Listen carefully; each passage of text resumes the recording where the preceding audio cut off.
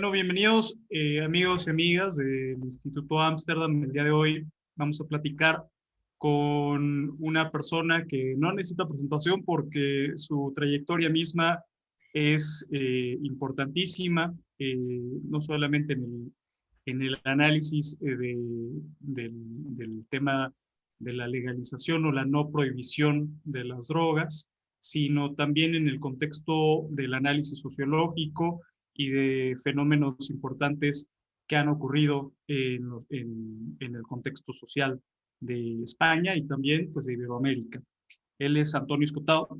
Bienvenido, Antonio, ¿cómo estás? Muy bien, gracias. Qué bueno. Bueno, justamente ahorita comenzaba diciendo que no estamos hablando tanto, o tu perspectiva siempre ha sido enfocada no tanto a la legalización, sino a la no prohibición de las drogas, ¿no es así? Ciertamente, o sea, es mucho más sencillo derogar la prohibición como se hizo con el alcohol o con otras drogas que han llegado a estar prohibidas, que establecer una legalización que no tiene mucho sentido. O sea, pone en peligro, casi en ridículo, al resto de los derechos civiles. Porque claro, si resulta que tienen que legalizar, pues que legalicen la escritura, los viajes, la fornicación, la lectura, etcétera, etcétera. No, eso es claro que es un derecho civil. Pero se ha tomado la iniciativa de prohibir ciertas drogas pensando que con eso protegíamos la salud pública. Han pasado 100 años y nos damos cuenta de que ha sido un experimento que nos ha salido el tiro por la culata. Yo no digo que las drogas sean fu o fa, digo que este sistema de restringir su acceso no ha funcionado. Y el que diga otra cosa, miente. ¿Qué piensas tú? Es un enfoque más pragmático en el sentido de también abordarlo desde una perspectiva de derechos humanos, ¿no? Claro. Justamente como lo planteas tú. De hecho, bueno, pues para quienes todavía no siguen, dudo que haya quienes no, pero quienes no siguen las obras de Antonio Escotado, pues él es jurista, filósofo y sociólogo, y ha traducido a Hobbes, Newton y Jefferson, entre otros, además de que ha publicado una decena de libros, de los que destacan La conciencia feliz, el ensayo sobre la filosofía de la religión de Hegel, y por supuesto 60 semanas en el trópico del 2003, y otros tantos como Visa privada, Hitos del sentido, y su ya clásica Historia general de las drogas, que justamente empezamos ahorita parafraseando un poco de la narrativa que se lleva a cabo en esta obra, y la trilogía de los enemigos del comercio, que pues, también habla un poco más de contextos que, como bien ahorita mencionábamos, Antonio, pues no transitan tanto en el matiz de las drogas, sino más enfocado en la perspectiva humana, ¿no? De la no privación de las libertades, del ejercicio de las libertades individuales, ¿no es así? Claro que sí, mira lo que acaba de pasar con lo de la gripecilla esta, que malamente mata a nadie, pero que suprime los derechos más elementales de movimiento y asociación. Ok, o sea, tú sientes que las libertades están siendo condicionadas de alguna manera malsanamente o a favor de un bien común.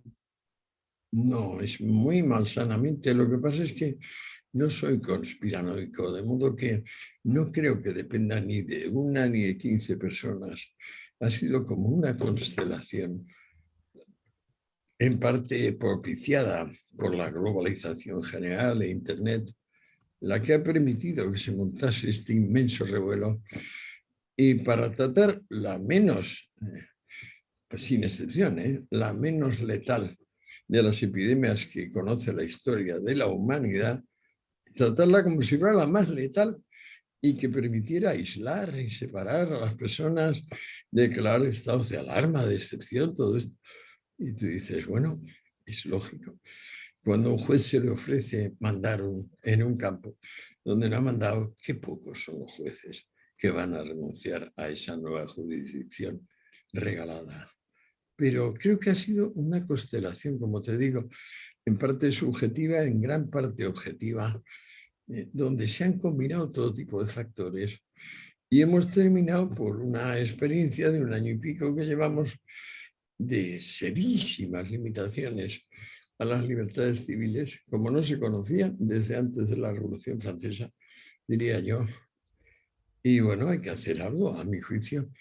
Hay que cambiar, para empezar, todas las constituciones, diciendo que no se podrá volver a decretar un estado de alarma o de excepción a propósito de una enfermedad que tenga, por ejemplo, menos del 50% de letalidad. Esta tiene, como sabemos, un 0,04 por ahora. Ok. Bueno, Antonio, justamente en el contexto, en este contexto que hablamos del ejercicio de las libertades, de la necesidad de que el ser humano pueda tener una plenitud, y pues al 100% dentro de su vida, en Historia General de las Drogas, tú planteas, ves favorable la ilustración farmacológica, donde el peligro se concentra precisamente en la ignorancia, que viene muy al caso justo con lo que estabas comentando. ¿Cómo encuentras hoy el tema del mercado canábico y sus legislaciones en Iberoamérica? Que hay, bueno, diversas, ¿no? Pero de forma general. Bueno, estamos hablando de México. En México parece que el Poder Judicial se ha atrevido a dar unos pasos decisivos, ha tomado postura de una forma, a mi juicio, correcta y jurídica, considerando no la legislación, sino el derecho en cuanto tal. ¿Qué significa el derecho en cuanto tal? Y entonces, pues no es lo mismo que en Ecuador o en Uruguay o en Brasil. No sé cómo va el asunto de las legislaciones, si quieres que te diga la verdad, una por una en América Latina. Ya sabemos cómo va en Estados Unidos, que es graciosísimo, porque hay varios estados, Claro, bastantes, sí. donde ya está totalmente legalizado y sin embargo el Poder Federal sigue oponiéndose. En fin, es una historia que está empezando. Este último tramo del camino está empezando ahora. Es una historia todavía que le quedan muchos capítulos por construir. Creo que sí. Y Que de repente se ha acelerado ahora con varias intrusiones laterales, como por ejemplo eso, el Poder Judicial en México, que ha dado un aldabonazo. Ya lo dieron los poderes judiciales, quizá vosotros no estáis enterados, español y portugués, hará unos 15, 20 años. O sea, hacía falta aclarar que un adulto no puede ser protegido a la fuerza de sí mismo. O sea, que el mínimo para declarar a una persona adulta es atribuirle criterio. Criterio es decidir en y por sí mismo qué cosas va a hacer o no hacer, siempre que no inflija directamente los derechos de otros, y en este caso es evidente que no. Todo es lo el que se ha estado ejercicio de la diciendo, adultez. todo lo que se ha estado diciendo de que si tú tomas drogas me perjudicas a mí o a terceros, eso es mentira. ¿Por qué es mentira? Pues porque, reconozcámoslo una vez más, por ejemplo, la heroína ha tenido un régimen 50 años igual que ahora el paracetamol. Las personas no quieren reconocerlo. Se levantarán, se subirán por las paredes desesperadas diciendo Escotado miente. No, Escotado no miente. La Bayer, la gigantesca multinacional Bayer, salió de ser una pequeña fábrica provincial de tintes al gigante farmacéutico que hoy es, elaborando y vendiendo juntas aspirina y heroína, sin receta, con un prospecto falaz, como el del paracetamol hoy, que te dice, bueno, no, tenga cuidado, no pases de 2 dosis. Claro, es que tiene un margen de seguridad, el paracetamol, mucho menor que el margen de seguridad de la heroína. Pero claro, está tan construida la conciencia. La conciencia es tan poco libre, tiene tantos condicionantes previos, que claro, desprogramarla, resetearla, que es lo que hay que hacer, es un trabajo ímprobo.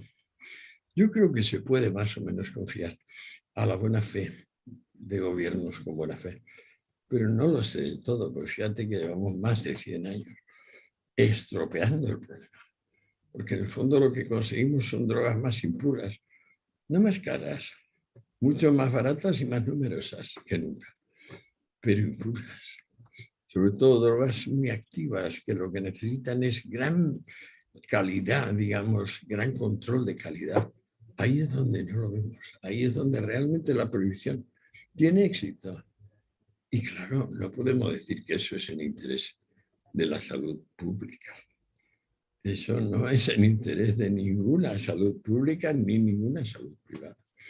Eso es un resultado imprevisto de una iniciativa que ahora nos damos cuenta temeraria. Entonces es un asunto de conciencias. Creo que sí, en gran medida. Y también de conocimiento, por ejemplo, de qué es el derecho, qué es la legislación. Porque una cosa es lo que decreta una asamblea o un presidente, un rey, y otra las par de reglas que condicionan el derecho permanente, eterno, universal de la humanidad. Que básicamente ya de ella se ha hablado, pero como si te parece, podía, a lo mejor nos desvía. El derecho se basa en que la propiedad ni se pierde ni se gana por violencia o fraude y en que los pactos se cumplen. Y el que incumple debe indemnizar. Eso es el derecho entero. Luego, que si prohíbes esto, permites aquello, eso es legislación. Bueno, justamente en este enfoque, en este mismo sentido, me gustaría preguntarte, por allá de los años 90, en la televisión española, tú mencionabas que el primer paso es ir a la escuela, justamente en este tema de mover conciencias. ¿Cómo encuentras hoy el sistema formativo y de valores que implícitamente pues, ha evolucionado hoy de cara a la cultura y la percepción masiva de las drogas en colectivo, o sea, el inconsciente colectivo? ¿Cómo ha cambiado en cuanto a la percepción que se tiene de las drogas gracias a los avances o la involución, podría ser, como tú lo veas, del sistema formativo? Pues fíjate que en general lo más positivo de los últimos 70 años del mundo, así, desde la Segunda Guerra Mundial, desde la posguerra, es una clara disminución de la violencia en todas sus formas. Violencia intradoméstica, extradoméstica, violencia en el proceso educativo, violencia en el número de crímenes, violencia. Hay muchísima menos violencia, como demostraron, como han demostrado un gran número de psicólogos sociales, sobre todo Pinker, Steven Pinker. Hay muchísima menos violencia en el mundo, gracias a Dios. Y sin embargo, esto ha supuesto como una gigantesca ola de gregarización, de conformismo, de achantamiento, como dice un amigo mío. Y igual que la última muestra es lo del COVID, la prohibición de las drogas y el camino que está tomando eso es otra muestra del achantamiento. ¿Qué me interesa a mí como padre y abuelo? Pues me interesa la salud de mis hijos. ¿Cómo puedo protegerla mejor? Pues yo creo que difundiendo el conocimiento y difundiendo el amor propio. Y decir, oye, no te declares piltrafa, no te declares tú un sujeto pasivo y la droga el sujeto activo, porque eso es mentira. Lo mismo podías decir del coche o de si decides ir de senderismo y el sendero es muy abrupto. No, no, los responsables somos nosotros. Todas las cosas, todas sin excepción del mundo, son neutras. Asumamos responsabilidad. Para asumir responsabilidad, ¿cómo se hace? Conocimiento y amor propio. Por una parte, respétate a ti mismo, ámate y no te perjudiques. O sea, no tomes drogas como sería tomar su potaje de garbanzos, porque no es lo mismo. Y por otra parte, no te busques coartadas. No digas, ay, yo no quería, pero ahora ya me tienen que hacer todo a mí porque yo no puedo hacer nada por nadie. Soy una víctima. Yo te aseguro, como padre y abuelo, que la primera tentación que tenemos es decir, sí, nuestros hijos son víctimas, pero nos estamos mintiendo. Y las mentiras no nos llevan a ninguna parte. Por supuesto. También dentro de este ejercicio de las libertades y habría que tomar en cuenta que todos hacemos el uso de la adultez de manera responsable y irresponsable, pero dentro del individualismo del ser humano. O sea, tendríamos que dejar este paternalismo colectivo que muchas veces existe tratando de buscar culpables a las situaciones que podamos enfrentar más allá del tema de las drogas, sino en general en la vida, ¿no? Más o menos por ahí vamos, ¿no? Sí, sí.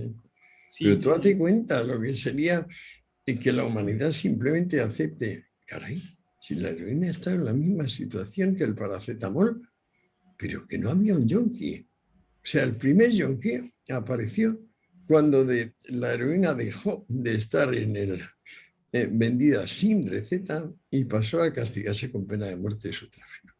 Parece increíble. Pues esa es la pura verdad.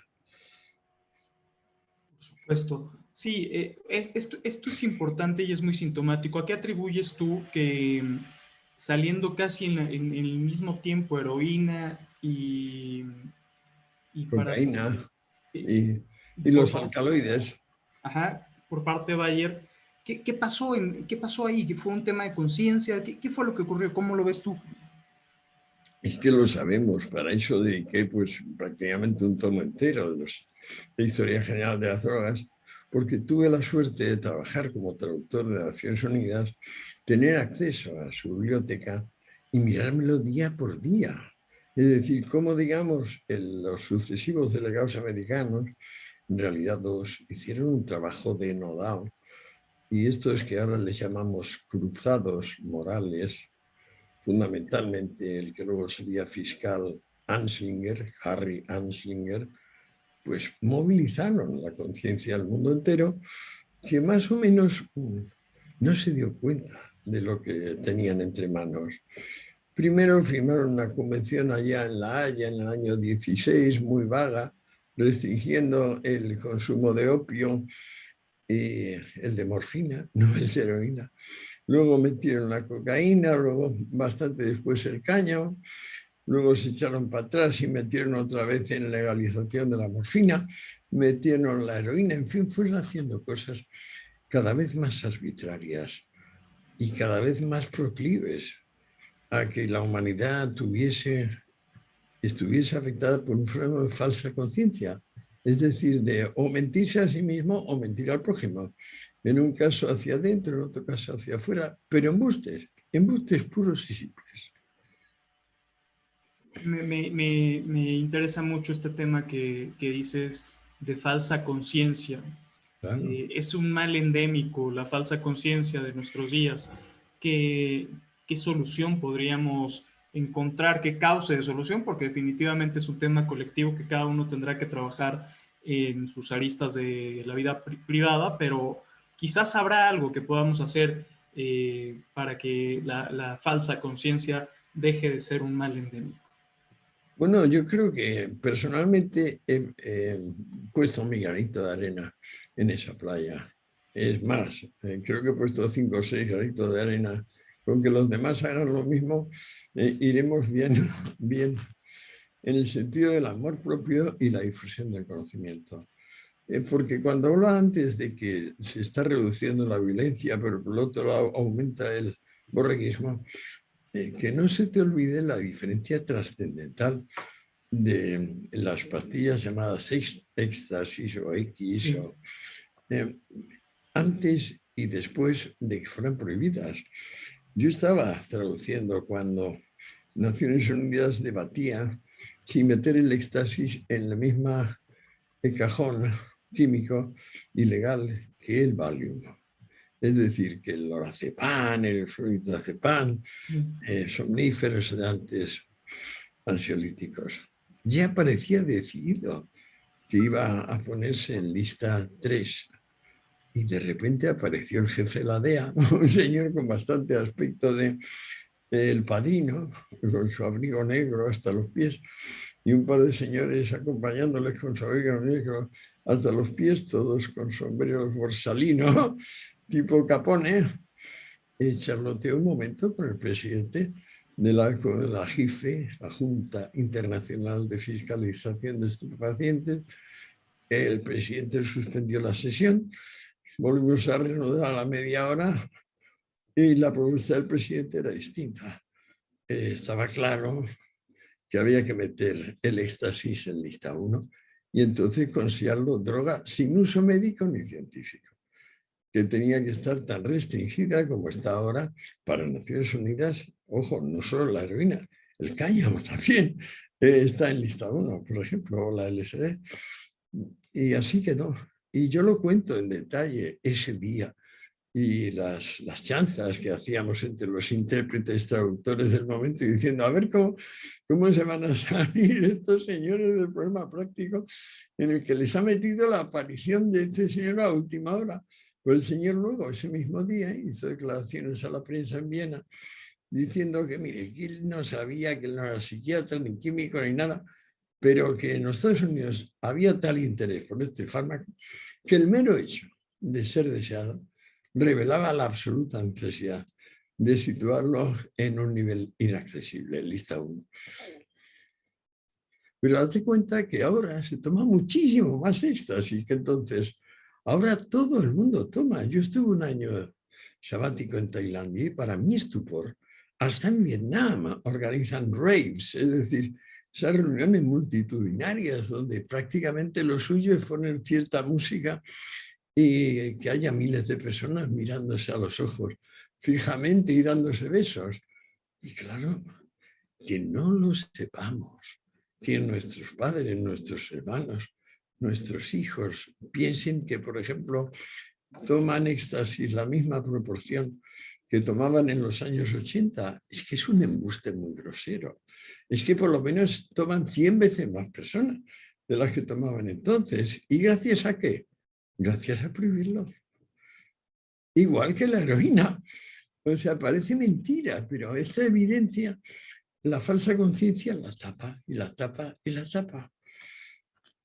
Por supuesto, sí, y como bien dices, la verdad es que creo que sí es importante y es trascendental dejar un granito de arena en esta playa de erradicación de la falsa conciencia, en esta analogía que hacías. Fíjate que hablando de conciencias, pues mencionabas, me acuerdo en una entrevista en El País, que cuanta más inteligencia desarrolle un robot, mejor para el ser humano. Hablando justamente de este tema de conciencias y formación académica en el siglo XXI, pues no solamente en cuanto a cannabis, sino de forma general, se requiere el reto de digitalizar el acceso al conocimiento libre de prejuicios para fomentar una industria que sea oportuna para el desarrollo económico regional. ¿A qué voy con esto? En el caso concreto de México y de Latinoamérica, se requiere de conocimiento mucho más abierto, pero no en el sentido estricto que conocemos hoy de este término, sino realmente abierto en el sentido de que sea mucho más laxo de los juicios o prejuicios que se puedan ejercer sobre temas como la cannabis. ¿Qué opinas al respecto? Es ¿Está que, por usted ejemplo, de acuerdo? si no hay mala fe, por ejemplo, te das cuenta que Holanda lleva toreando al mundo diciendo que pronto va a prohibir los coffee shops, pero lleva así 80 años o 60 años con los coffee shops, diciendo que sí, que el año que viene que lo van a prohibir, tomando el pelo. ¿Pero por qué? Porque los holandeses saben que eso significa una cantidad tremenda de turistas, porque da de comer a cientos de miles de familias y porque no pasa nada, entre otras razones, porque es universalmente reconocido, indiscutido, que en Holanda fuma menos cannabis que en España, o en Francia o en Alemania, con legislaciones draconianas en algún caso. Con lo cual es todo bla, bla, bla. Es todo mentira, pero mentira piadosa. Es decir, de alguna forma una persona piensa que así se protege él a sí mismo de no tener la tentación de probarlas, o que así protege a su hijo. Pero ya no diga tonterías. La mentira nunca, nunca prospera. O sea, a la naturaleza no la puedes tratar como relaciones públicas. La naturaleza no te admite el marketing. Las personas y la credulidad, sí. La naturaleza no. En cuanto le hagas trampa a la naturaleza, te pasa lo que le pasó al Challenger, que resulta que la goma, cuando está bajo cero, pues se quiebra y entonces el chico no puede lanzar el cohete por mucho que haya habido demoras y promesa de lanzamiento y justo ahora se aprueba el presupuesto de la NASA y tal. Como metas la pata, mata a 7 personas y punto. Justamente un poquito en este tema, ¿ves tú que la digitalización, el tema de las redes sociales, todo este asunto de que hoy todos tenemos un smartphone en la mano, puede ayudar a liberarnos de estas falsas conciencias que platicábamos hace un rato y hacer mucho más laxos los juicios que tenemos con respecto a las drogas? ¿O pudiera ser un canal también, un arma de doble filo para difundir conocimiento pues, todavía inquisitorio? ¿Cómo lo ves tú? Pues mira, yo soy, digamos, irremediablemente optimista, pero por razones. O sea, sé que la diferencia entre información y ruido es que la información contiene factores nuevos y el ruido es monotonía, es repetición.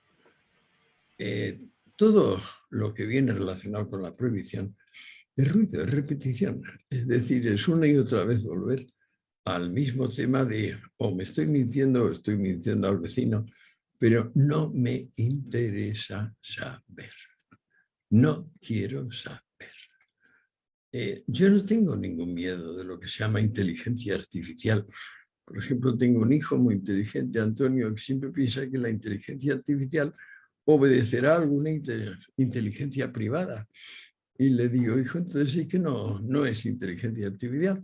Es decir, es una inteligencia al servicio de una inteligencia subjetiva, pero no es realmente inteligencia objetiva o imparcial. Para mí, cuando los principios de la lógica se aplican con coherencia y sin trampas, bastan para revelar el sofisma allí donde lo haya. O sea, hay que respetar las reglas del juicio que hace miles de años fijó Aristóteles, diciendo, cuidado, el término medio tiene que ser congruente. De una particular negativa no se puede inducir ninguna universal afirmativa, etcétera, etcétera. Si tú respetas eso, la cantidad y modalidad de los juicios que decía Aristóteles, siempre el que te está queriendo meter el embuste, le dejas con el culo al aire. Siempre. Por supuesto. Antonio, justamente y yendo un poco más hacia lo general, el poder político y económico van, pues en el facto, van de la mano. ¿Qué causas encontrarías tú para utilizar ello en favor de la ley, de la no prohibición de drogas como el cannabis? O sea, en cuanto al poder político en específico, ¿qué podríamos hacer? ¿Qué tendríamos que hacer? ¿Cuál es el camino a seguir? Pues pensar por vosotros mismos, digamos, contar con que hay un señor ya muy viejecito a punto de palmarla, que soy yo, que os ha enseñado una serie de cosas, os ha compilado una serie de datos que no se los salta a un torero, todos ellos referenciados a pie de página, y que ese señor ha hecho lo que podía en los años 80, finales de los 80, que es cuando terminé yo mi trabajo. Pero caramba, estamos empezando los 20, que han pasado muchas décadas, 4 décadas. Ha cambiado el mundo enormemente. Ahora es todo cuestión vuestra, exclusivamente vuestra. Ok, en ese sentido, ¿cómo te defines como un liberal demócrata? Claro, yo sé que se puede hablar de, o sea, no me gusta el liberal rígido, acartonado, que Adam Smith llamaba The Man of System, que yo traduciría por el liberal doctrinario, donde, por ejemplo, resulta que el socialismo es contrario al individualismo. Eso me parece una barbaridad.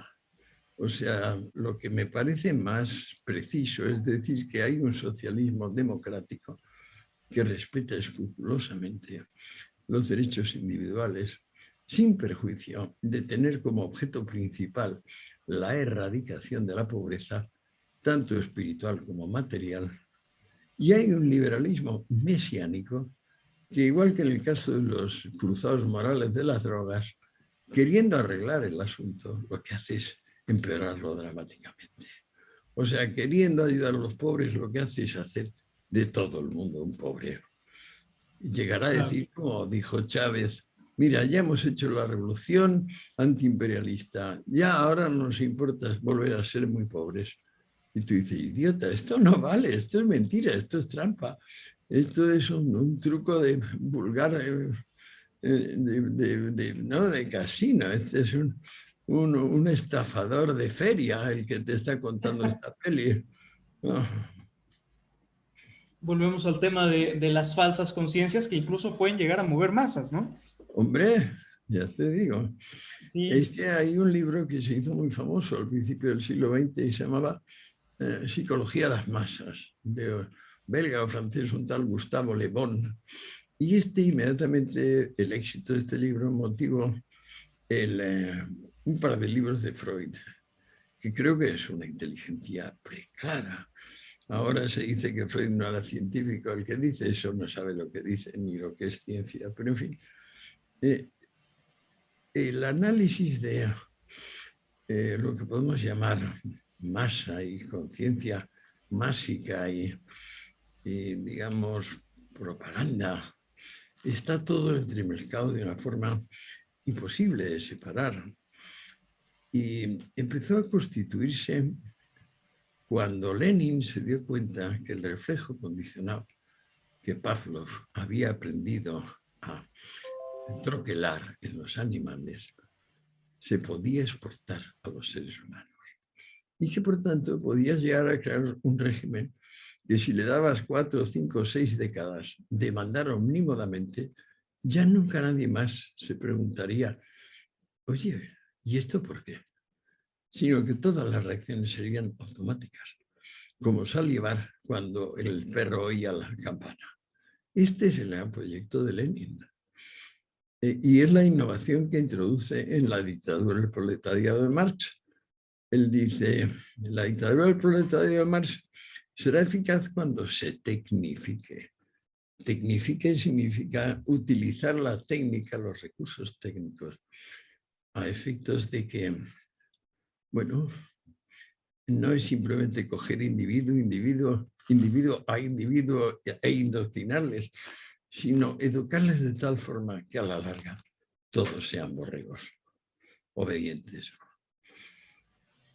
Y trasladando este ejemplo que mencionas de la tecnificación a industrias como la canábica, probablemente sea uno de los pasos más importantes y que llevará un poco de tiempo en cuanto al desarrollo económico de la cannabis, no solamente en la región latinoamericana, sino en todo el mundo, ¿no? De la verdadera tecnificación de una industria con miras a ser económicamente sostenible, ¿no lo ves así? Claro, claro.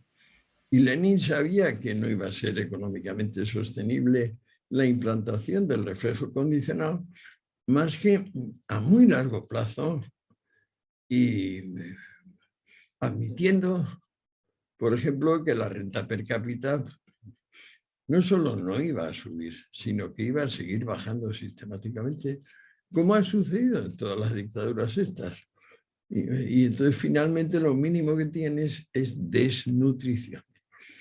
Eso es lo mínimo, si es que no hay, digamos, despoblación en masa. Por supuesto, Antonio. Y mira, volviendo a historia general de las drogas, ahorita que hablábamos de autores, me viene este libro de tu autoría.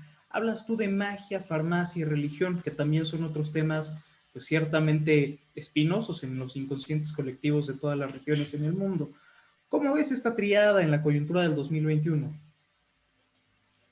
Igual que en el siglo XX, exactamente igual. No hemos cambiado nada. Nada, absolutamente nada. Hay muchas más drogas, muchos más usuarios y asombrosamente los precios ahí no suben.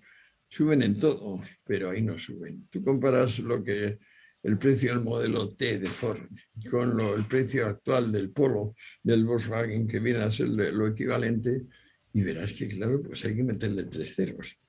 El caso de la cocaína, la heroína, la LSD, no ha subido el precio. Es un mercado estable. Totalmente estable. ¿A qué le Entonces, atribuyes como tú? no sube, ya digamos el mercado negro es tan próspero y tan, digamos, tiene el comillo ya tan retorcido que ni siquiera necesita subir los precios. Con mantenerlos ya tiene un superávit, una plusvalía muy marcada. Porque cada vez hay métodos más baratos de hacerlas, claro. Laboratorios más perfectos, químicos más informados. ¿A qué le atribuirías tú que sea tan lineal este mercado? Lineal. Bueno, lo atribuiría a la ventaja que le da su propia opacidad. Ok. O sea, justamente está en esta ambigüedad que le permite mantenerse pues en un limbo por años, ¿no? Una especie Claro, de... suponte un supermercado donde los alimentos no tienen ni fecha de caducidad ni indicación precisa de composición. En esta situación estamos. Eso supuestamente por nuestro bien, nuestra salud pública. En Claro. esta lamentable situación de cobayas, para que venga cualquiera y nos dé cualquier cosa, y hasta que nos demos cuenta estamos siendo objeto de una miserable investigación con nosotros, como lo harían, digamos, los nazis o los bolcheviques castrando, esterilizando a las personas que les parecían que por una u otra razón no debían reproducirse. Una animalada, una salvajada, un desprecio de la condición humana muy, muy grave, disfrazado de lo contrario. O sea, tú ves vigente esta corrupción humana, como bien mencionas, la sigues viendo vigente de manera global. Yo creo que cada vez más, porque antes, digamos, era una divisa de los poderes públicos. Ahora creo que los poderes públicos están casi todos de acuerdo en que no funciona la prohibición. Pero quien se lo ha llegado a introyectar y a creer es lo que podemos llamar la plebe, o sea, el vulgo. Hegel definía el vulgo como aquella parte del pueblo que no sabe lo que quiere. Y en ese sentido te puedes dar cuenta que el vulgo puede ser un tío muy rico, un tío muy pobre, un tío de clase media. Lo que importa es que no piense, que se deje arrastrar por divisas, por camelos, por fábulas. O sea, que sea, pues eso, una persona sin criterio, expuesta como el perro de Pavlov a que le toquen o no la campana. ¿Ves esta figura del vulgo, lo ves como un estado intelectual? Pues es más un estado intelectual que un estado social o económico, por lo que acabamos de hablar. Sí, es Sí, mucho es más... una forma de conciencia. Sí, Es no lo percibes como el concepto que tienen la gran mayoría de las personas que se enfocan más en un tema adquisitivo, sino un estado intelectual, ¿no? Es yo creo que sí. un, Espiritual, diría yo mejor espiritual que intelectual. okay, la precariedad de Anímico, la conciencia. anímico. Okay. Y justamente hablando de los estados anímicos, ¿percibes tú a las drogas como un camino hacia el autodescubrimiento, la maduración, el uso y el ejercicio de lo que hablábamos de la libre personalidad? Ello implica oposición a una gran parte de la sociedad. Eh, ¿Qué opinas al respecto de de estas nuevas generaciones que siguen teniendo una oposición al camino del autodescubrimiento y de la libre personalidad a través pues, de las drogas? Yo creo que es un número creciente y creo que es de las pocas cosas donde se nota mi aportación, por lo menos en mi país. Y el hecho mismo de que estés preguntándome tú desde México ahora a mí sobre este asunto. Creo que cada vez hay más personas que entienden que las drogas aportan al ser humano una promesa de introspección y de control de la conducta superior al que habría sin drogas. Es decir, el viejo concepto de la sobria ebriedad que tenía la civilización grecolatina y que nosotros hemos perdido, pero que es el mismo que informa la conducta de Aristóteles o la conducta de Marco Aurelio o la conducta de Galeno, el padre de la medicina científica.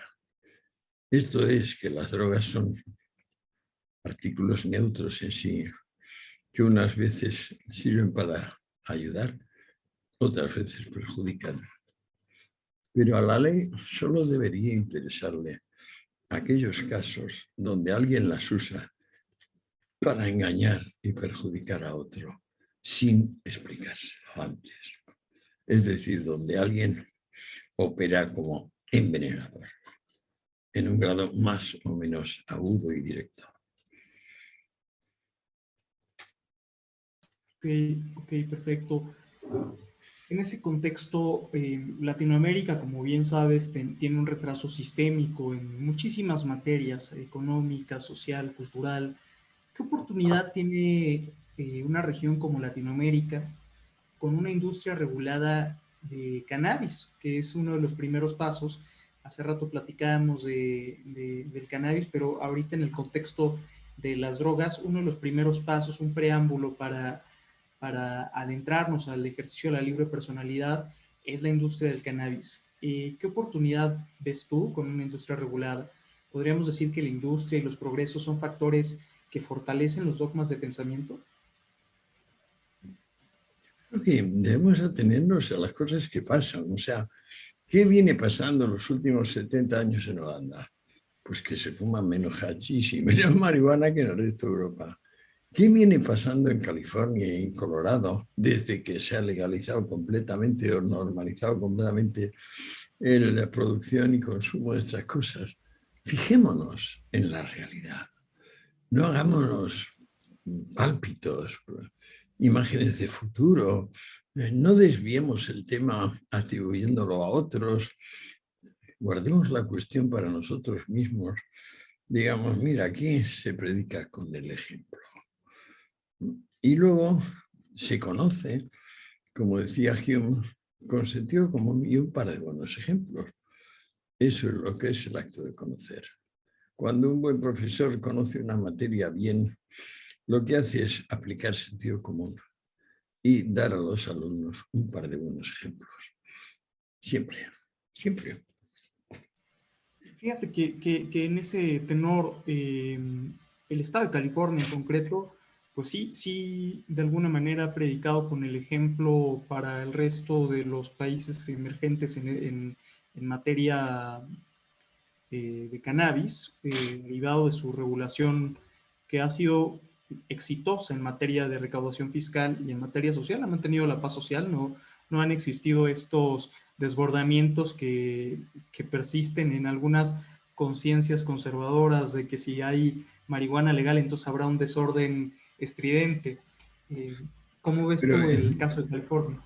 acuérdate qué pasó en Estados Unidos cuando se derogó la prohibición del alcohol. Yo en Historia de las Drogas reflejo, vamos, menciono varios titulares, no titulares, primeras páginas de los periódicos fundamentales del mundo, sobre todo norteamericanos, preveyendo pues eso, un terrible apocalipsis donde todo el mundo se convierte en alcohólico. Y cuando luego resultó que hubo escasamente un 5% más de consumo al año siguiente, pues claro, todo el mundo cayó la boca y no volvió la prensa a tocar el asunto. Mira, a mí no me toques, decimos en España de eso. Se convirtió en un asunto de, uy, mejor callar y en esto no vamos a recordarlo. Todo esto de las drogas, como las otras cruzadas tan malas contra el libre pensamiento, contra las razas, contra los gays, todas estas iniciativas son siempre una combinación de mala fe y borreguismo. Muy mala fe y mucho borreguismo y entonces, pues sí, te dejas llevar. Justamente, como liberal económico que te asumes, seguramente ves esta oportunidad como a mayor regulación o, bueno, mayor libertad. Habrá una industria donde se fomenta la competencia y la competencia siempre es buena para todos, ¿no? Yo creo que sí, porque como decía Menger en sus elementos de economía política, en sus principios de economía política, en origen lo que hay es siempre algún monopolio. ¿Y qué quiere decir un monopolio? Que uno solo produce y los demás consumen. Eso es perjudicial siempre para el consumidor. Siempre. De modo que, ¿contra quién hay que luchar? Contra el monopolio. Aquí está claro que la principal empresa del mundo hoy, la más rentable y la que tiene un cash flow más fuerte del mundo, curioso, ahora te voy a decir el nombre, a lo mejor no lo has pensado, es la DEA. Es la empresa con más cash flow, con más empleados, dedicada estrictamente a promover, prohibir e intermediar el tráfico de drogas. O sea, prohibir en primer lugar, promover realmente e intermediar también realmente. Justamente, y en ese tenor, en Latinoamérica y la regulación de las drogas, el narcotráfico ha jugado un papel ponderante.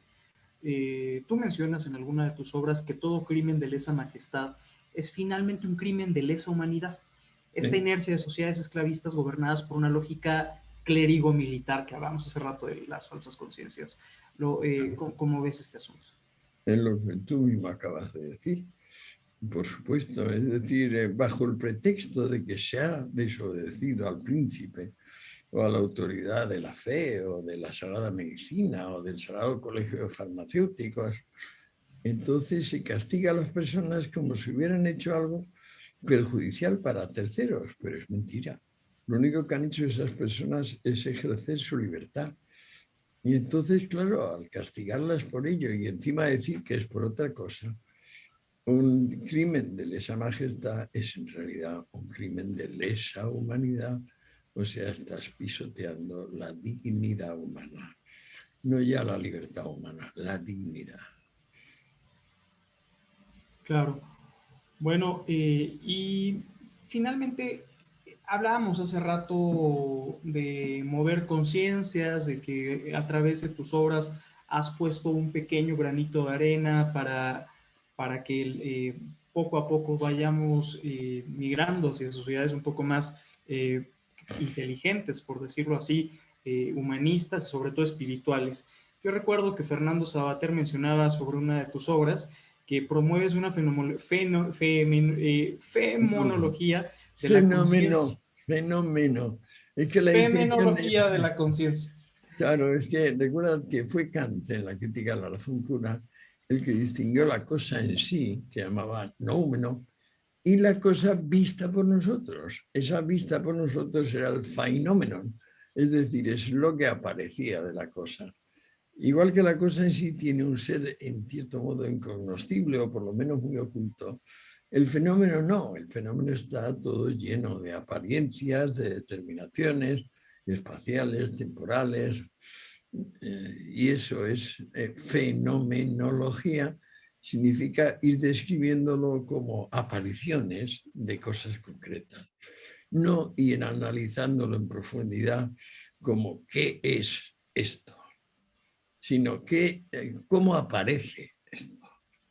Y sí, decía Fernando Sabater que era una nueva fenomenología de la conciencia. Hombre, me encantó, es demasiado amable, Fernando.